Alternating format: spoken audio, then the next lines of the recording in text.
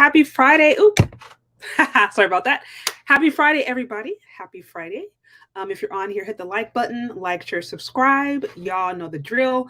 This is really, really last minute. I won't be on here too long, but I do want to have a little bit of time to hear from you guys because if you guys haven't been following the Jonathan Major case, I've been kind of following it just kind of off and on in the distance over the last, gosh, it's been going on over the last few months, maybe a couple of weeks, give or take. And today I noticed something in particular that seemed really strange to me. And I wanted to talk about it because if you guys haven't heard by now, like this whole situation between him and his ex-girlfriend and this domestic abuse allegations, it's going to trial. So this is going to be ongoing. But something happened today that I thought was really strange, and it's causing me to think like whether or not there's some other stuff happening behind closed doors when it comes to his career. And these situations, they're always, when it comes to actors, celebrities, or people prominent positions getting into trials or getting to these messy disputes, they always serve as a precedent in so many different ways. So that's what I want to unpack today. Again, guys, like, share, subscribe. Y'all know the drill. Again, also show support to the show. You can find me on Cash App or Venmo Shay Shorday.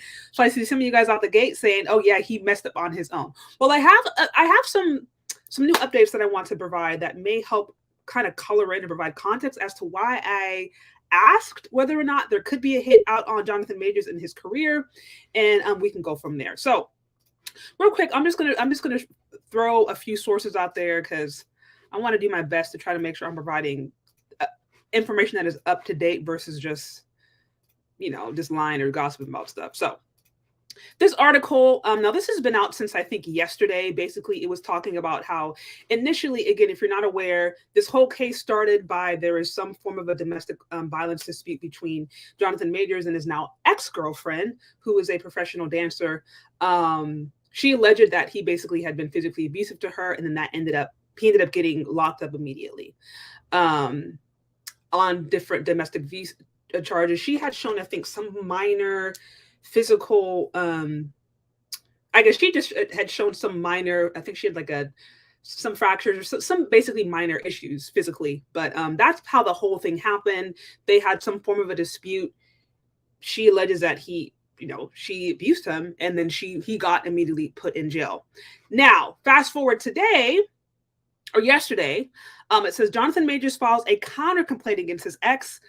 The Marvel actor says he was the victim in March, assaulted with his ex-girlfriend. So initially the claim was that he was the abuser. He was the one that was initiating things. He was the one that caused this whole fiasco. And she basically had to put him in jail because, look, you can't be hitting on folks. Now, he fires back and says, no, this is not true. It says, according to the New York Post, the feud started back in March. Yeah, again, when police were called to Major's New York City apartment for a fight between him and Jabari, that resulted in her minor head and neck injuries. And that's what I was referring to. The call led to Major's arrest that same night while she was hospitalized. He was initially charged with 6 counts of third-degree assault, 3 counts of third-degree attempted assault, and 2 counts of harassment with the strangulation charge that has since been dropped. So that was a lot going on there. But notice, you guys, it says it has since been dropped. Now, released by the police, he now faces the court where Priya, his lawyer, Major's attorney, defends that the actor was the real victim in the relationship.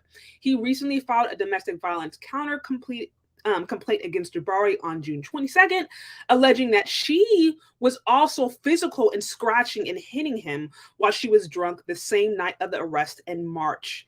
The legal documents obtained by the Post said a cab driver claims bearing witness to Jabari allegedly attacking Majors in March, detailing hitting, scratching, and attacking on the way home from a bar in Brooklyn, in which Majors requested to stop the car in order to leave the situation. So what you're seeing, again, up to this point was initially the claim was he was physically abusing her. He got locked up immediately.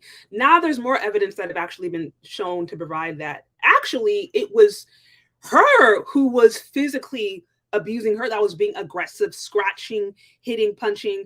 They had some eyewitness accounts, one of them being the cab driver that was actually driving them, I think, on the way to their apartment. And the cab driver said that he literally saw her physically abusing him, like hitting him, scratching him, doing all kinds of things, and said that Jonathan Majors actually requested that the car be stopped so that he can get out of the car to leave the situation. And so his lawyers have now since come back and said, hey, not only is this false, we actually have reason to believe she's the one that started this domestic violence dispute. She was the one that was actually physical, and here's some evidence to do so. So since that evidence was presented, the NYPD actually did some investigation, and needless to say, they found enough evidence to actually arrest her. It says, and conducting their own thorough investigation, the NYPD found probable cause to arrest Grace Jabbari for assaulting Jonathan Majors. So again, they found evidence to basically say, no, actually, she was the one being physically violent, and there's reason to believe that she's the one that started this whole dispute. So again, this flies in the face of the initial claim, which was that he was some violent maniac who was going out and just completely abusing her, and that she was a total victim. Now the story has reversed, and again, there is enough evidence to suggest that she actually was being physically violent to him, initiated violence. Now, a couple of things from this. We know, based upon just the DV stats in general, that when you talk about DV, when you talk about domestic violence, there is this picture painted that it is usually men who are the ones who are doing it, initiating it, and always the ones who are involved. But the stats actually show that majority of the time, the violence is bilateral, meaning it is men and women who are hitting each other, who are being violent towards each other. And it also suggests across the board, across different races, that women generally initiate violence towards men. So again, when you actually look at the data behind domestic violence, we see that much of the time the violence is bilateral, meaning it is men and women who are hitting each other. And also we see that usually it is women who initiate violence towards men. And yes, there are plenty of cases where the violence is one-sided and it is women against men. Now that's a whole different story. We can unpack that later, but needless to say, a lot of times when there's DV cases, the assumption is always that the man is the aggressor and he is the abuser and he's the one who is at fault, because by nature, men generally tend to be stronger. But we're continuing to see these cases. We had the Amber Heard situation, Johnny Depp, which was really, really popular. Even that Snow Bunny saga a couple of months ago, I think, with Christian, I can't think of his last name, but it was like the African guy and the white OnlyFans model, and she ended up deleting him. And there was like literal video evidence of her beating him and scratching him and doing all kinds of things that he didn't fight back. So there's been all these cases that have gone viral that have gotten a lot of attention, of women initiating violence, of being exclusively violent, and then trying to go ahead later and cry victim, right? So this would not be the first time that this has happened. And after having seen this new evidence, I'm starting to wonder whether or not this is the case, whether this is a case of, whether it's a case of maybe a woman trying to use her femininity or whatever, or the rights that she has to try to get out of problems that she's caused. If you look at some of the other reports that look at the evidence around this whole case, there were some, I think it was like either video cams or audio that actually literally showed the police trying to coax his ex-girlfriend into basically filing claims, or to basically admitting that there was abuse when there hadn't been. So again, this is one of the reasons that the charges has been dropped. Now that was yesterday. Today, something came out to me which was really, really, really, really strange. And this is why I wanted to cover this off, because again, these kinds of trials set precedents. And I think they were reminders of how the system works and how, gender dynamics, all of this come into play when it comes to these kind of disputes. So Rolling Stone,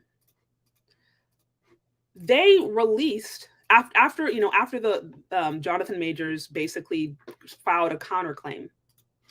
Rolling Stones decides to release a article. Oops, let me go back. There it is. Alleging that Jonathan Majors has had a history of abuse that has gone back a decade. And so they do this entire spread, that is based upon that.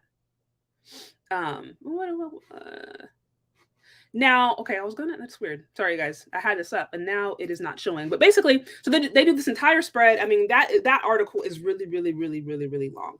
But the interesting thing about that article between Rolling Stones is that I want to say they have a couple of dozen. I want to say like over 40 sources who allege that he was abusive to them throughout college, throughout previous relationships. They said past girlfriends came out and said that he had emotionally abused him, had strangled them, had done all kinds of manipulative tactics. These are people from college, people from previous jobs, previous girlfriends. Over 40 people, from what I understand, or a couple of dozen, came forward and alleged that he had a long history that spans a decade of DV. But the one thing that I found strange about this entire article was that none of the people who alleged that he has a history of DV were willing to actually give their name. All of it was anonymous. So this entire spread from Rolling Stone was from anonymous sources saying all kinds of things. He had a bad temper. He was unreliable. They made these detailed, like, oh, well, he had pushed me here, and he said this, saying that he was very erratic, saying that when he was at Yale, like, he was just unpredictable. So there were all these things said about his character, but nobody gave their name. Every last source was anonymous, and the one source that actually did give her name was a girlfriend, I think, from back when he was in high school. They had been together from the ages of 13 to 18. She was the only person that gave her name. And what she said was that he was kind, he was respectful, and none of the things that have been said about him are true. He would never do them. So that the one person who decided to actually put their name on the line, their life on the line, was somebody who actually vouched for his good character. All of the other people who had negative things to say, who had all this history and had all this tea, is allegedly on his abusive past, none of them gave their name. It was all anonymous. And I found that really strange, given we know the dynamics of how these cases happen, where again, there's usually the assumption of, when it comes to men being involved in a domestic violence case, they're usually presumed to be guilty. You're supposed to be innocent until proven guilty, but we know the reality is men are usually guilty until proven innocent. And then if it's a Black man, and then this is an interracial case, oh, it's even worse. He's definitely guilty until proven innocent. That's usually how these things work. So I found it really strange that Rolling Stones would go out of their way to create this article, a long, long, long piece, and provide all these sources, and yet nobody could actually give their name. It was all anonymous. Now, of course, Jonathan Majors' lawyer is pushing back and saying this entire piece is false. You guys, this just came out, I think, today, if I'm not mistaken. It's completely false. It's all a lie. And none of it is true. And we know it's not true because nobody was willing to actually cam up. Nobody was willing to put their name, to actually own it and put their name on the line. Nobody. So they are alleging that this is false. But another thing that I thought was really interesting about this, because you know, when we've talked about, unfortunately, how media and how whether it's different news sources, different television, whatever, there's a history of misandry. We know this. There's a history of misandry, period, just men, period, across the board, across races. And when it comes to Black men in particular, the misandry is over the board. And it's not uncommon. We've seen this time and time and time again, where there has been, unfortunately, different women of color. There have been different Black women who have been used to promote this misandrous message. So when I saw this Rolling Stones report, and I noticed that there was all these allegations made, all these things said about his character, but nobody was willing to actually give a name. There weren't any sources involved. There wasn't one name given. I thought that was strange. And then I also thought, okay, who was actually responsible for writing this? Then I got to thinking, the different conversations I've had with Toraine Walker, Dr. Tizon Joshua, they talk about misandry in the media and some of these different popular publication news sites and how, unfortunately, they can be incredibly biased. I thought, okay, who actually wrote this? So if we go right here really quickly and we see who's responsible for the article. We have Althea. I don't even know how to say her name. I didn't see a picture there. But for this one, Cheyenne Roundtree, the first author who was listed, we have her name. We have a picture. And then, let me go right here. So this is one of the people who wrote the article. Again, alleging that Jonathan Majors has a 10 years, a history of domestic violence for 10 years, but there's not one source there's not one person who was willing to actually give a name, all anonymous sources. And then now, just, for some further context, I went and looked up her Instagram, like any person would do, like any woman would do, because we like to snoop sometimes. So we see Shine Roundtree. Seems like a, lovely girl. I think she's in the Bay Area. But, by and large, she's a Black woman. She looks like she may be mixed. But this is, by all accounts, a Black woman. And it looks like she is in an interracial relationship. But you remember those conversations that we've had in the past where, unfortunately, in these kinds of cases, there is a history of misandry. There's a history of Black male misandry. And unfortunately, there's been times when Black women have been used to actually push these messages. So when I asked initially whether or not there's been a hit on Jonathan Majors, or there's all these false allegations going out for the express purpose of trying to tear down his career, I'm just now coming to this conclusion because of some of the more recent information. I'll say this. I'm not one who believes that, look, all women are innocent, all men are guilty, or I'm just gonna support you just because you're Black, or I'm just gonna support you just because you're a woman. Like, I don't do that. Like, I'm like, look, right is right, wrong is wrong. If you do something and it's wrong, whether you're a Black woman, a Black man, white man, it's like, it's wrong, period. So I'm not going to sit here and just try to support somebody who we know for sure is mean or is abusive or whatever just because he's Black or just because she's Black. I'm not doing that. But also, when it comes to these kind of cases, I understand the history. I understand the politics behind these different things. I understand how these things have been used in the past to put men behind bars, Black men behind bars who are innocent. And so I always like to be a lot more cautious, and I always like to be a lot more aware when I'm looking at these cases instead of just jumping to conclusions, because of the history, because of the precedence that has been set, because of the way that women a lot of times have been presumed to be innocent when in fact they are guilty, but because they're men, you just look the other way. And so when I saw that, hey, there was all this evidence out there that was actually suggesting that this whole thing was really a lie on the part of his girl, or is that she was, at best, she was the initiator of violence, or she was the one who was really fighting against him, I was like, wow, okay, well, this is actually reflective of the data.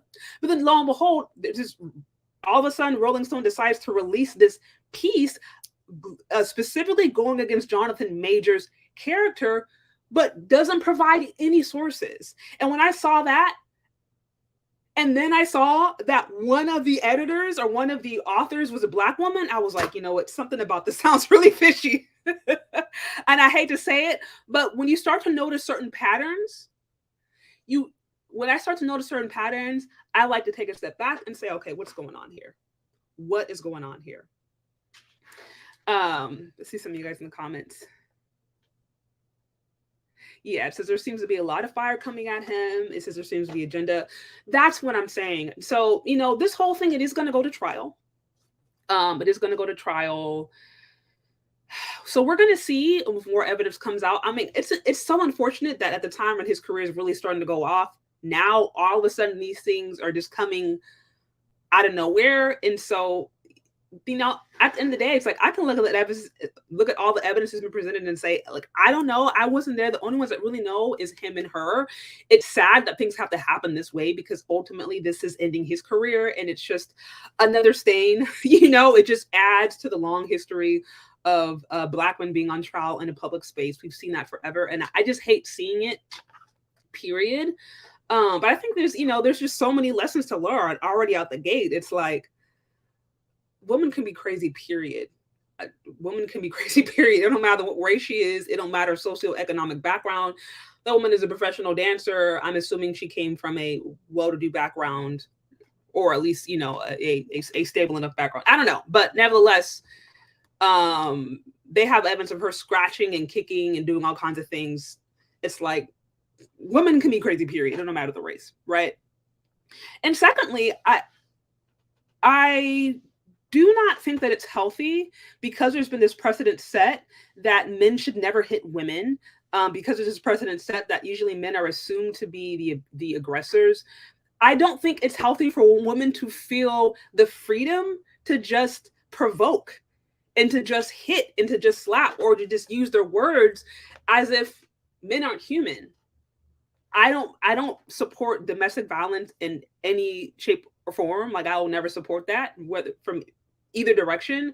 But I also don't think that women should use their position, whether from them being weaker physically or whether it being from the way the laws are set up or the precedents, how the laws have been used in the past.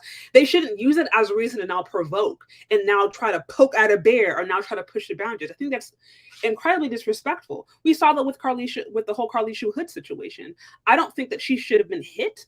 I can't think of any scenario at a line at a hot dog stand that would warrant violence breaking out. So I don't think it was right for violence to break out, but at the same time, you can't poke a bear.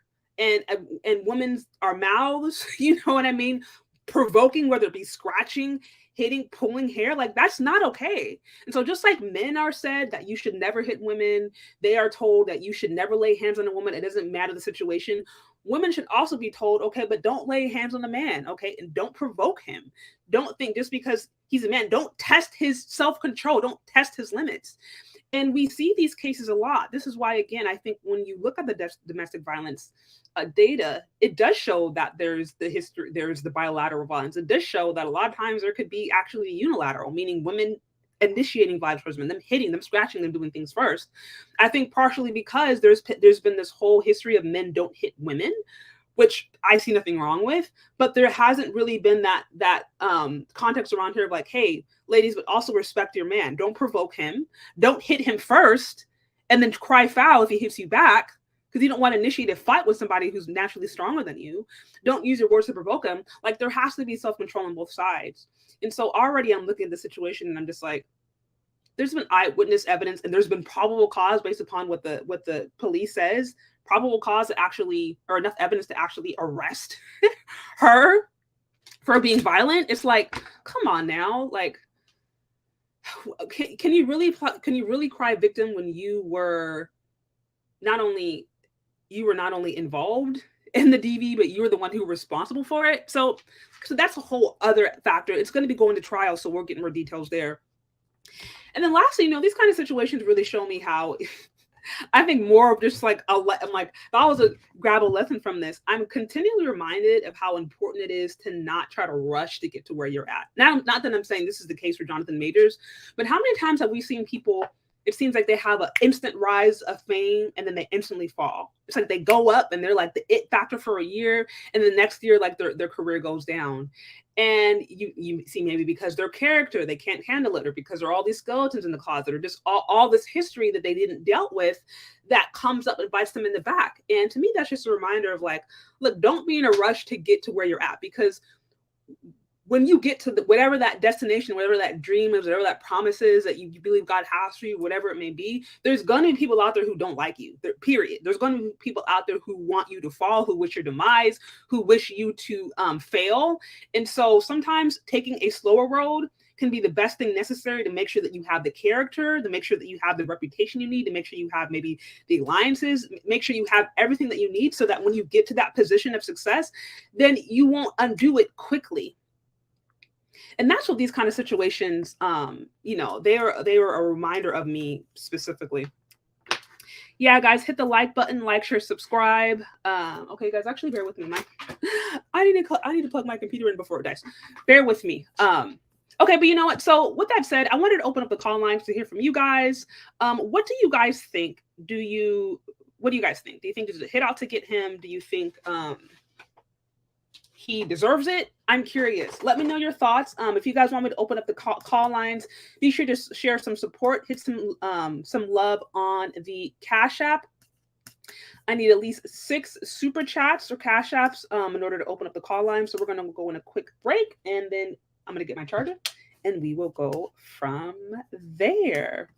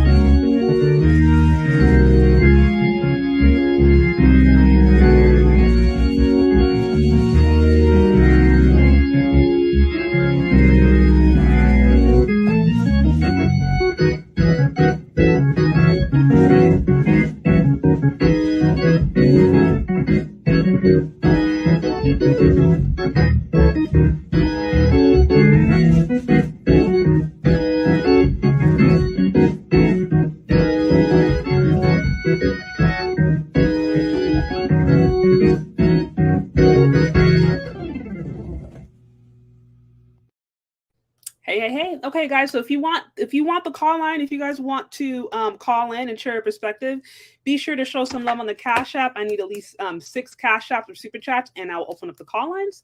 Otherwise, we'll wrap this thing up. So I'll give you guys a little bit more time to let me know, and we will go from there.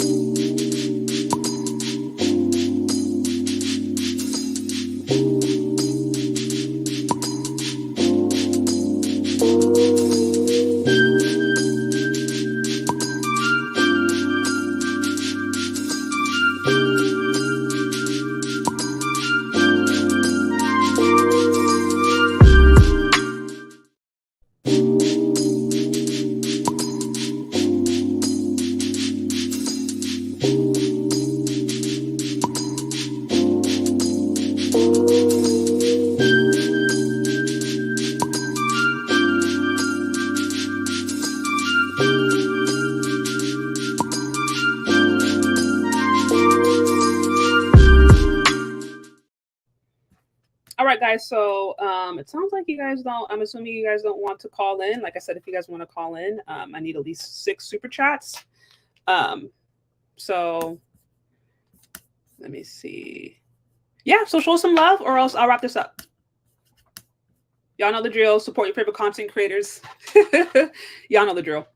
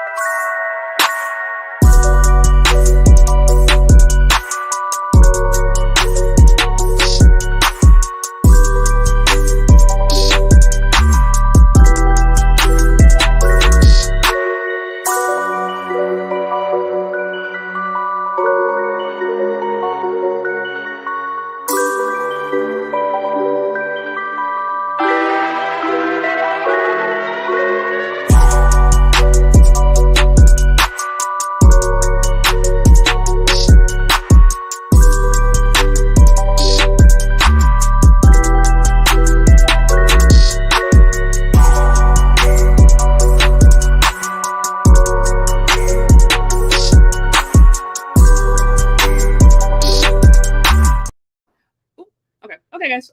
So I think that's enough. It doesn't seem like anybody wants to call in, so that's fine. Well, you guys, if you missed everything, go back and watch the replay. I kind of provide some sources for you guys to check out. As I mentioned before, this is going to be happening. This is going to be rolling out. I think they're going to trial in August, so you're going to see more of this rolling out over the next couple of months. So we'll see what happens. Again, I hate to see somebody's career who was going off just suddenly fall, but such is life. But I think at the end of the day, I will say, I think it's important as Black women specifically, when you see these kinds of cases, instead of just trying to jump to the popular narrative, which is usually that the man is going to be guilty, that the Black man is going to be guilty, to just try to be a little bit more cautious and understand the historical precedents that's been set. Just when it comes to men in general, when it comes to DV cases, Black men in particular, in the justice system, like, I think it's just important to try to be more cautious and aware instead of just jumping to conclusions that he is guilty, as so many people would like to do for whatever reason. There are probably people who are hating on his career. I definitely feel like that Rolling Stones piece was a hit piece, because there were all of this information given, but it was all hearsay, it was all alleged without actual real names and people to actually verify it. It just was, in my opinion, a whole bunch of gossip, a whole bunch of slander. So unfortunately, that is what happens. That's what happens when men get in these kinds of situations, Black men in particular. And so I think it's important to just understand that and not get so quick to just further feed into a narrative that's already destructive, that's specifically, in my opinion, meant to further damage the image of Black men that, you know, they're actively trying to rebuild and repair. Also, it's a reminder to me, also, just like not being in a rush to get to whatever dreams and goals that you have. Of course, you want to do your part and try to work towards it. But when you get to whatever that point of prominence may be, there's going to be people there who hate you, who don't want you to succeed. There's going to be people there who don't like you, and you're going to do everything to tear you down. So it's important to allow time to take its course, because sometimes taking the slower route might mean you're gaining character, you're gaining connections, you're gaining a sense of self, you're gaining, who knows, a healthy reputation, or cleaning up your reputation, whatever it may be, so that when you get to that position of prominence, or achieve your dreams, then you won't have all this past to contend with, or you won't have all these haters who have the power to tear down, because you will have had a firm foundation. So these kinds of situations to me always remind me of how important it is to enjoy the journey towards where you're at, and also make sure that you are doing your best to be honorable on that journey, even when you're not where you want to be, or even when you're not maybe getting whatever resources you think you want, or getting whatever kind of acknowledgement, whatever. Because like I said, people are always going to hate you. It don't matter. But when you're in a position of power and prominence, it's so much more so. So that's why it's good to allow time to take its course, because we've all seen situations of people or businesses or industries or whatever, where it's like they're the it thing for like that season, and then the next season they fall as quickly as they rose. And that can be incredibly humiliating. So, I'm wishing them both, all the best. It's sad that it is now down to a he said, she said scenario. And it's sad that it's messy. And it's even more sad to me that it does, in my opinion, does seem like there's a lot of people who are maybe potentially adding to things that may or may not be true. We'll find out. But you guys let me know what you think in the comment section. Thanks for being here. They said, yes, he did the same thing for Andrew Tate. Yeah. That absolutely happens. Thanks for being here. Like, share, subscribe on the way out. And we'll talk later, guys. Okay? Peace.